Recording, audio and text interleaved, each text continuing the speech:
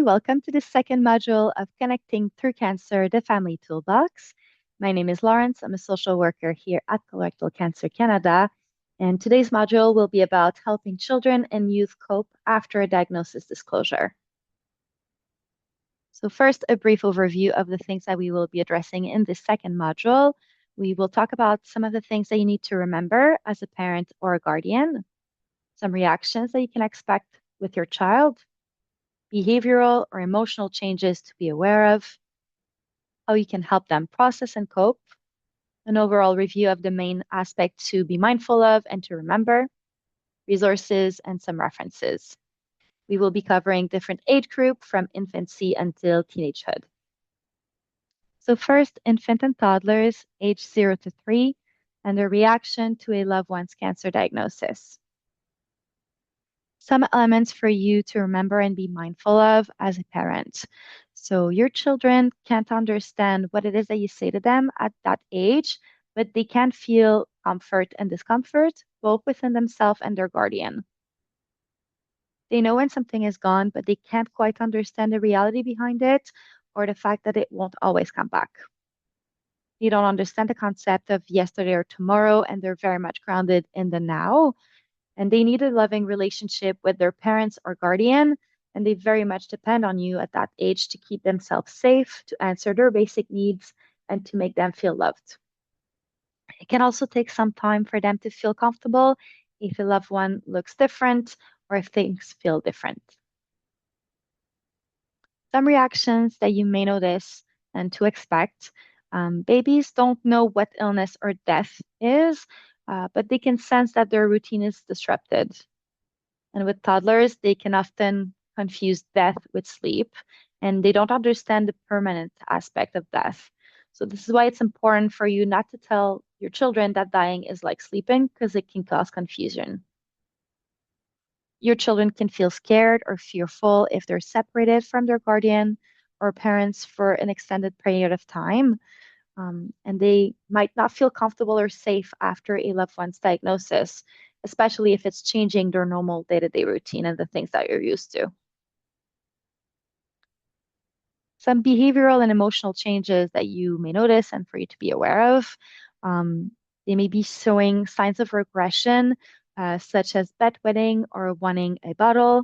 This is often temporary, so if you've overcome some milestone with your child, it's possible that they may regress to a younger age. It doesn't mean that this is going to last. They could become unsettled, a bit more clingy, a bit more needy. They could also become angrier with their parents and guardian for not being able to give them more attention or the attention that they are used to. They could be worrying and thinking that their behavior has caused the cancer. So how can you help them cope and process? It's important to give them a lot of affection, to give them physical affection, such as hugs, cuddles, kisses, have a relaxing ambiance at home, so playing relaxing music, trying to make time for quality time as a family, keeping a regular routine if possible. And if you have appointments that you need to take them to, or if you have to stay in the hospital, you can bring some familiar toys, blankets, other comforting objects that they are used to and that they appreciate.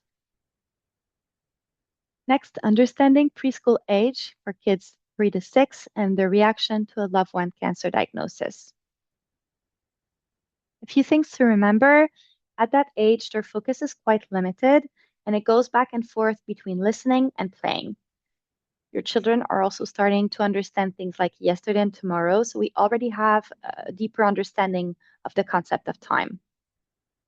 They're also starting to understand very simple ideas about how the body works, but they have difficulties understanding the concepts behind the words. So though your children are still young, they know when something is wrong, and they know when someone isn't around them anymore, especially a loved one. So please use simple and easy to understand words, but always include the term cancer without giving it a nickname. Some reactions that you can expect. So your younger children may try to do things to make you feel better because they sense your distress. They can feel that you're not your usual self. And they could also feel like they caused the cancer or the illness in some way. Your children could act out due to lack of attention, and they could also have recurring nightmares, ask questions about dying, death, and cancer, and they could repeat the same questions over and over again. Some behavioral and emotional changes to be aware of include changes such as irritability, sleep disturbance, tantrum, or separation anxiety. They could constantly repeat themselves, the same questions, the same comments. They could be acting out due to change in their day-to-day routine, and they could also regress to younger age stage, so including bedwetting, becoming more clingy. So that can also happen with children who are 3 to 6. So how can you help them cope and process? It's important to spend time together. And we also want to encourage creative play. So at that age, this is the best way for them to express themselves and also make sense of their feelings and emotion. You can try and Google and print off an emotion thermometer to have them talk about their feelings. You could also try and decorate some stones together, representing different emotions for them to try and identify how they're feeling. You can offer reassurance, love, comfort, cuddles, and remind them that they can ask anything, that you will also try and be present for them, that you will remain open and honest. And you can try and maintain your children's normal routine as much as is possible, though we understand it's not always the easiest with changes with your own routine yourself as a parent and as a caregiver or as a patient. Understanding school age, kids 6 to 12, and their reaction to a loved one's cancer diagnosis. A few things for you to remember. In this age group, your children are better able to understand concepts such as death and dying. They are more aware and can talk about their feelings, their thoughts, emotions, and needs. And they're still relying on you, their guardian, and their parents. They are starting to use reasoning, logic, and common sense when thinking, and they are interested in how the body works, both as a whole and separately. Within this age group, they still use play as a way of expressing themselves, their thoughts, feelings, and emotion. And it's important to remember that they learn very quickly. Some reactions that you can expect with them involve them having a hard time talking about the cancer. They may feel distressed regarding not knowing how to ask about cancer. They could start thinking that their parents, guardian, loved one will die, or that the other remaining parent, guardian, or loved one may die too. They may start thinking that they did something to cause the cancer. They could begin to stress about not knowing what will happen next, and they may worry about what their friends will say regarding their parents' diagnosis. Some behavioral and emotional changes to be aware of. Um, so they may feel isolated from their friends who haven't gone through the same experience. They may be suffering from increased anxiety, mood swing, temper tantrums. They could exhibit anxiety through physical symptoms. They could portray emotions of sadness, distress, or guilt. And they could feel very angry at you, themselves, the world, basically anything and everything, because anger is something very common, to experience whenever something is too complex to make sense of, or whenever they're fearful about the future. And so they may increasingly ask questions about dying and death as well. So how can you help them process and cope with this difficult situation? You can provide them with lots of love, cuddles, kisses, most importantly, reassurance, and let them feel hangry. If this is how they're feeling, let them process it the way that they need to process it. You can remind them that they didn't do anything wrong. They did not cause the cancer. This is not because of them.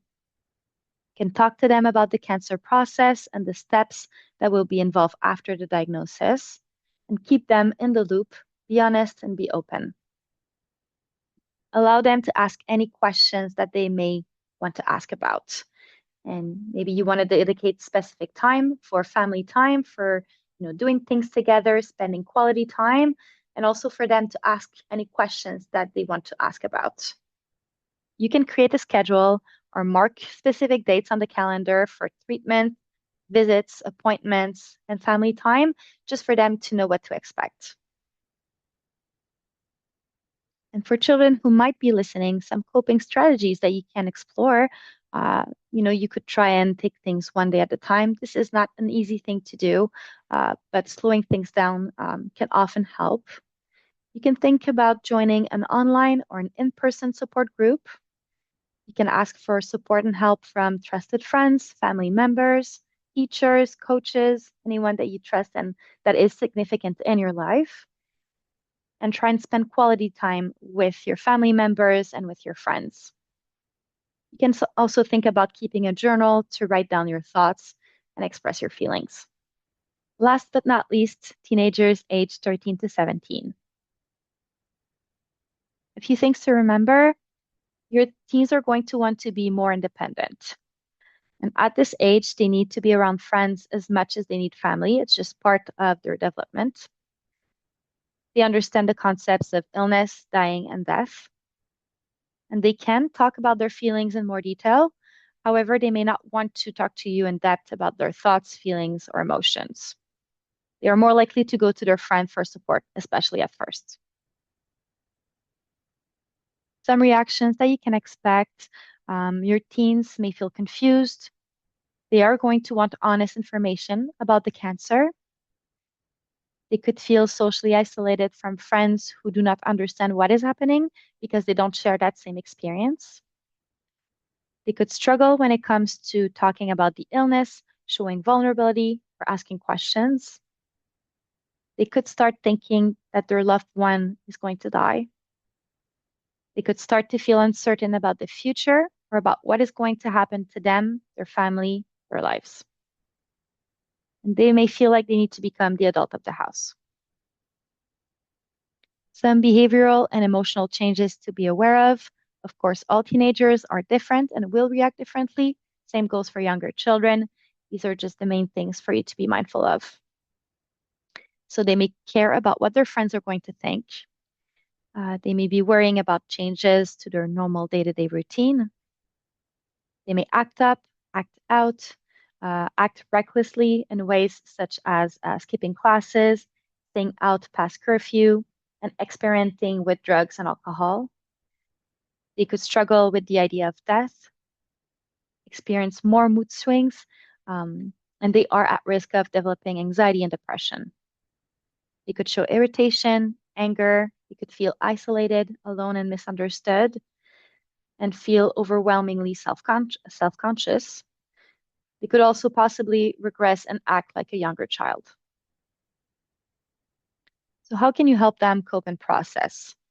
It's important to be honest with your teenagers, to tell them the truth, and whatever else you deem appropriate for their age.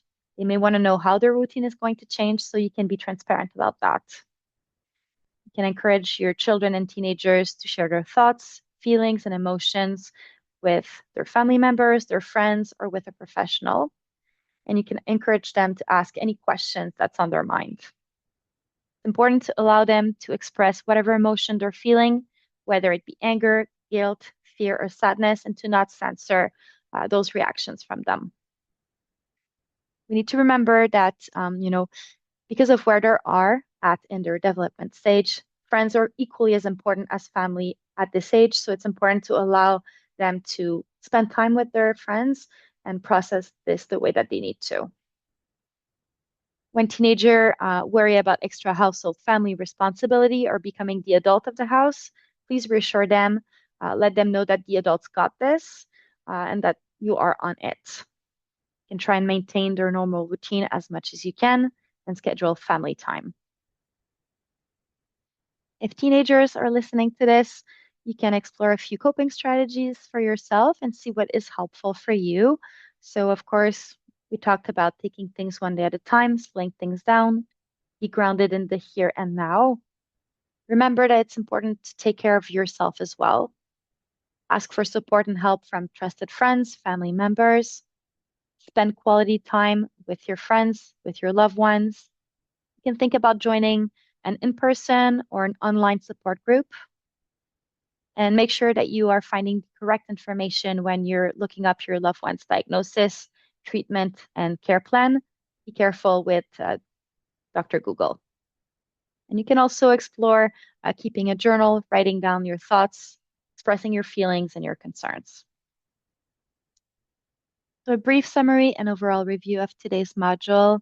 Remember to adapt your approach and communication style to their age and development stage. Be mindful of your children's needs. Allow them to process the information at their own pace and in their own ways. Make space for quality time as a family and always provide reassurance.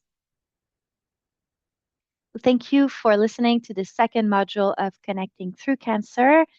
I will also leave you a few resources that you can explore as a family. If there's any questions, concerns, or if you would like to access further support, feel free to look into those options. But also know that our doors are always open if you wish to access our support services, either individually, as families, or within our support groups. We hope that you will feel comfortable reaching out to us. You should find all the information to connect with us in the description below this video. Thank you very much, and I hope you have a good day.